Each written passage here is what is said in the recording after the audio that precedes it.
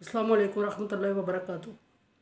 सूरह आले इमरान चल रही है हमारी और सूरह आले इमरान में चौथे पारे तक पहुँचे हम। आज बनी इसराइलियों की एक गलत तो नहीं कह सकते, पैगंबर की रीत है, एक आदत की तरफ इशारा है कुरान पाक में। अल्लाह तबारक व तआला फरमा रहे हैं कि कुल्लु तामिन हिल्लल लि बनी इसराइल इल्ला मा हर्रम इसराइलु अला नफ्सिही क़ब्ल अन तुनज़्ज़ल तौरात कुल फ़ातू बितौरातिन फ़तलूहा इन कुंतुम स्वादिकीन। अल्लाह तबारक व तआला फरमा रहे हैं कि ए नबी, बनी इसराइल से कहो कि वो बनी इसराइल पर सारे खाने हलाल और जायज़ थे। तो रात के नाज़िल होने से पहले बनी इसराइल पर खाने सारे जायज़ और हलाल थे, कोई भी खाना उन पे हराम नहीं था। इल्ला मा हर्रमा इसराइल अला नफ्सिही, सिवाय उसके कि जो याकूब अलैहिस्सलाम ने अपने आप पर खुद हराम किया हुआ था। उनसे कहें कि अगर आप अपने दावे में सच्चे हैं तो तौरात को ले आएँ और पढ़ें, और जो अल्लाह तबारक व तआला पे इफ्तरा झूठ बांधता है मुज़्ज़ालिमून वो ज़ालिम हो है। अब यहाँ ये बात काबिल गौर है कि ये कौन से खाने हराम थे और किसने अपने ऊपर हराम किया था और इसका इस आयत से क्या ताल्लुक़ है। अक्सर मैं कहा करती हूँ कि दीन में अपनी तरफ से कोई बात ऐड ना किया करे, बच्चों को दीन समझ के ना सिखाया करें, इसलिए कि वो बच्चे उसको दीन का हिस्सा समझने लगते हैं।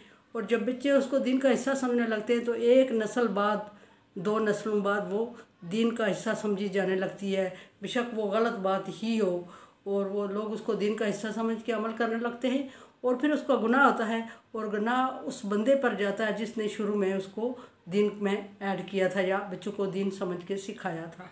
अगली नस्ल में वो दीन का हिस्सा समझी जाने लगेगी बात, और वो दीन में शामिल हालांकि नहीं होती।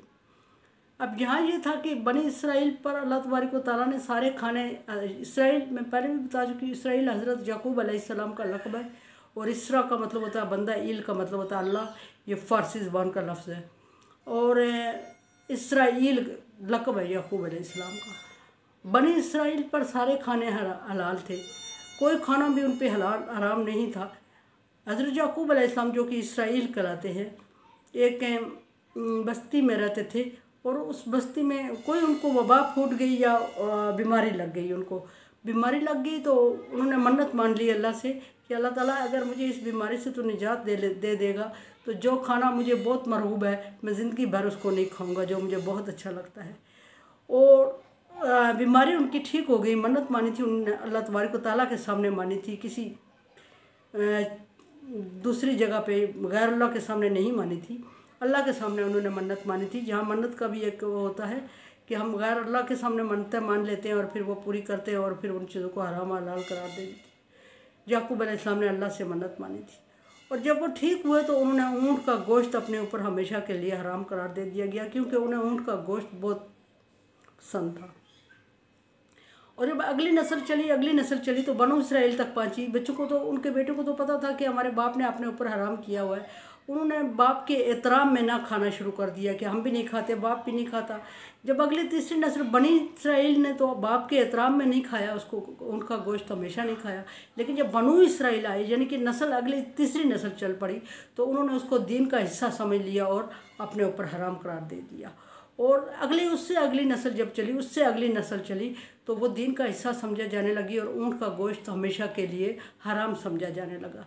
जब नबी सल्लल्लाहु अलैहि वसल्लम मबूस हुए तो आप सल्लल्लाहु अलैहि वसल्लम चूँकि हज़रत इब्राहीम के पसंदीदा दीन पर थे, और वो ग़िज़ाए मरूब थी जो हज़रत इब्राहीम अलैहिस्सलाम को थी, और कहीं आपने लिटरेचर में या कहीं इसी जगह पे वो पढ़ा नहीं है, सो आपने ऊँट का गोश्त खाना शुरू कर दिया। हालांकि बेसिकली वो हराम था ही नहीं।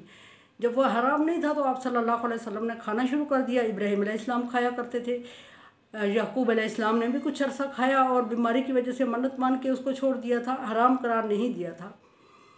और जब यहूदियों और ईसाइयों ने उसको अपने ऊपर हराम कर दिया कि ये हमारे लिए हराम है, और इब्तिदा इसकी हज़रत याकूब अलैहिस्सलाम की हुई थी, तो नबी सल्लल्लाहु अलैहि वसल्लम को तंग करने के लिए, तंज करने के लिए उन्होंने ये कहना शुरू कर दिया कि उधर से तो ये नबी कह रहा है कि मैं हज़रत इब्राहीम के दीन को फॉलो कर रहा हूँ, हज़रत इब्राहीम के दीन पर चल रहा हूँ, और उधर से ये जो चीज़ें इब्राहीम अलैहिस्सलाम नहीं खाते थे, जो चीज़ें हराम थी इब्राहीम के दौर में, वो ये खाए जा रहा है। इसका मतलब है कि इससे हराम हलाल में तमीज़ ही नहीं है, और इसका मतलब है कि ये झूठ बोल रहा है, ये हज़रत इब्राहीम के दीन पे चल ही नहीं रहा, फॉलो ही नहीं कर रहा है।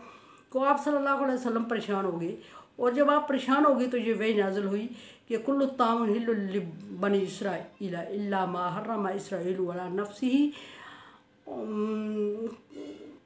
कब्ल अन तुनज़्ज़ल तौरात कुल फातु बितौरात में फतलूहा। ऐ नबी आप को बताएं कि तौरात ले आएँ और फतलूहा उसको पढ़ें, इनकुन तुम स्वादिकीन, अगर वो सच्चे हैं तो। यानी तौरात में वाज़े लिखा हुआ था कि याकूब अलैहिस्सलाम ने अपनी बीमारी की वजह से मन्नत मान के इसको छोड़ा हुआ है। एक उनका गोश्त पहले याकूब अलैहिस्सलाम भी खाया करते थे, इब्राहीम अलैहिस्सलाम भी खाते थे। तो फिर अल्लाह तबारक व तआला ने फरमाया कि इसके बाद जो कोई इफ्तरा अल्लाह अल्लाह ताला पे इफ्तरा बनता है मुज़्ज़ालिमुन, तो वो ज़ालिम हो जाता है। यानी दीन में ज़ालिम की हम ये ना समझे कि जो हम ज़ालिम दुनिया में समझ रहे हैं, किसी ने किसी पे छोटी मोटी ज़्यादती कर दी तो जुल्म हो गया। दीन में तब्दीली लाना और अल्लाह के अहकामात में तब्दील करना बहुत बड़ा जुल्म है, और इस जुल्म का कोई अज़ाला मुमकिन नहीं है। ये हमारे वाला छोटा मोटा जुल्म नहीं है जिस ज़्यादती को हम जुल्म कह देते हैं, फलां बंदा ज़ालिम है जी, उसने दूसरे पे थप्पड़ मार के जुल्म कर लिया। ये वो जुल्म नहीं है, ये अल्लाह के दीन का जुल्म है, और दीन में झूठ बांधना है, दीन में इफ्तरा बांधना है, और ये कबीरा गुनाह, कबीरा से भी कबीरा गुनाह है। कबरा मक़्तन इंदल्लाही, अल्लाह के नज़दीक कबीरा गुनाह है। तो तौरात और इंजील के नाज़िल होने से ये यहूदियों और ईसाइयों ने नबी सल्लल्लाहु अलैहि वसल्लम को ब्लैकमेल करने के लिए एक साजिश छोड़ी। तो अल्लाह तबारक व तआला ने इसके अज़ाले के लिए फरमा दिया कि ऊँट का गोश्त हमेशा से हलाल था, जायज़ था, और हमेशा से हलाल और जायज़ रहेगा। ए नबी सल्लल्लाहु अलैहि वसल्लम आप ख़ुद भी उससे इस्तेमाल में लाएँ, और अपनी उम्मत को भी हुक्म दें कि वो इसका गोश्त इस्तेमाल में लाए, ये जायज़ और हलाल है।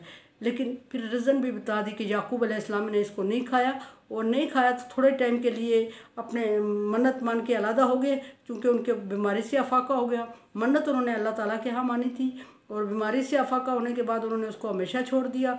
और छोड़ दिया तो फिर 2 नस्लों तक तो पता चला था कि हमारे बाबा ने क्यों छोड़ा है, तीसरी नस्ल में जाके उन्होंने उसको हराम कर दिया, और आगे जब यहूदी और ईसाई चले तो उन्होंने उसको हमेशा के लिए अपने ऊपर, अपनी औलादों के ऊपर हराम कर दिया। अब जब नबी का दौर आया तो उन्होंने नबी को टॉर्चर करना शुरू कर दिया। हालांकि जो तौरात और इंजील के बड़े आलम थे, अनपढ़ लोग ये साजिशें करते थे, जो आलम थे, जो वो इस साजिश में पड़े हुए थे, वो नबी सल्लल्लाहु अलैहि वसल्लम को नाकाम करने की कोशिश कर रहे थे, लेकिन उन्हें पता था कि ये हराम नहीं है। हमारे बाप ने, हमारे दादा ने, हमारे परदादा ने इसको अपनी किसी वजह से हराम किया हुआ है, अपनी बीमारी की वजह से अपने ऊपर हराम नहीं बल्कि परहेज़ किया हुआ है, जिसको हम कहते हैं। तो जब परहेज़ कर दिया था तो उन्होंने नहीं खाया, और उन्होंने नहीं खाया तो उसके बाद फिर ये रीत चल पड़ी। अब इन लोगों को पता भी है, और जिन लोगों को पता था वो भी नबी सल्लल्लाहु अलैहि वसल्लम को ब्लैकमेल करने के लिए ये साजिश करते थे। और जिनको नहीं पता था वो चूँकि अनपढ़ लोगों से काम लेते थे, बड़े लोग जो पढ़े लिखे थे वो अनपढ़ लोगों में एक इशू छोड़ देते हैं। और अब भी दुनिया में यही निज़ाम चल रहा है कि किसी साजिश को, किसी कैंपेन को कामयाब बनाना हो तो अनपढ़ लोगों को सामने ले आया जाए, और कम पढ़े लिखे लोगों, कम नॉलेज रखने वाले लोगों को सामने लाया जाए। और कम नॉलेज रखने वाले लोगों में जो बात जहन में ऐड हो जाती है, उनमें जो फिक्स हो जाती है, वो उस पर भरपूर अमल कर दिखाते हैं। तो इसी तरह उन्होंने भी कम नॉलेज रखने वालों में ये बात छोड़ दी, और नबी के ख़िलाफ़ साजिश चला दी, और कैंपेन चलती रही, और नबी सल्लल्लाहु अलैहि वसल्लम टार्चर होते रहे, और इतने दुखी हो गए बिला आखिर कि आप सल्लल्लाहु अलैहि वसल्लम ने अल्लाह से रुजू कर लिया कि अल्लाह ताला मुझे सही इब्राहीम के दिन की तरफ रहनुमाई फरमाएँ। तो अल्लाह तबारक व तआला ने उनकी तसल्ली की, नबी सल्लल्लाहु अलैहि वसल्लम की तसल्ली के लिए आयत नाज़िल फरमाई। आज के दौर में चूँकि हम छोटी छोटी गलत बातों को दीन में ऐड कर लेते हैं, हम बनी इसराइलियों के, यहूदियों और ईसाइयों के रास्ते पे चल रहे हैं। मैं बार बार कह रही हूँ कि दीन को हम चेंज करने, मतलब अल्लाह तबारक व तआला ने इस दीन को चेंज नहीं होने देना। अल्लाह तबारक व तआला फरमाया नहनु नज़्ज़लना ज़िक्र व नहनु लहु हाफ़िज़ून, हमने कुरान को उतारा, हम इसकी हिफाजत करेंगे। लेकिन हम अपनी तरफ से इस कोशिश में इसका लगे हुए हैं कि जो चीज़ें गलत हैं अक्सर हमारे जो बुज़ुर्ग कम पढ़े लिखे हैं वो गलत चीज़ों को दीन इस्लाम में ऐड कर देते हैं और बच्चों को सिखा रहे हैं। और बच्चों को फिर ये होता है कि बच्चों के पास टाइम नहीं होता दीन को थॉरली चेक करने का, और बच्चे हर उस चीज़ को दीन का हिस्सा समझने लगते हैं जो उनके वालिदैन कर गुजरते हैं। तो ऐसे ही करने से दीन में इफ्तरा हुआ करते हैं, ऐसे ही करने से दीन ख़राब हुआ करते हैं। तो कोशिश किया करें कि दीन को थॉरली, अगर पहले हमारे बुज़ुर्ग कर रहे हैं, मसरूफियत की वजह से उनको दीन को पढ़ने और स्टडी करने या किसी से समझने का टाइम नहीं मिला, तो आज अगर वो फ्री है तो वो उस रीत को वालिदैन की समझ के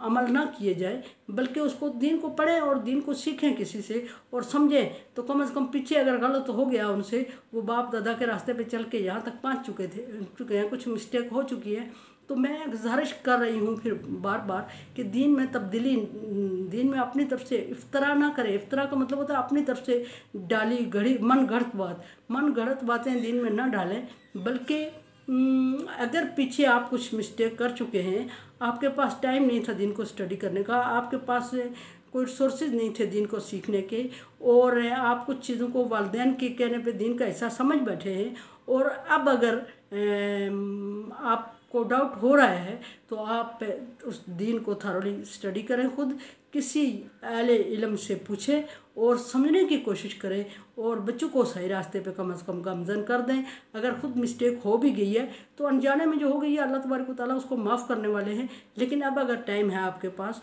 तो कोशिश करें, बुज़ुर्गों से मुखातबों में कोशिश करें कि दीन को सही समझें, और हर बाप दादा की कही हुई बात को दीन का हिस्सा ना माने।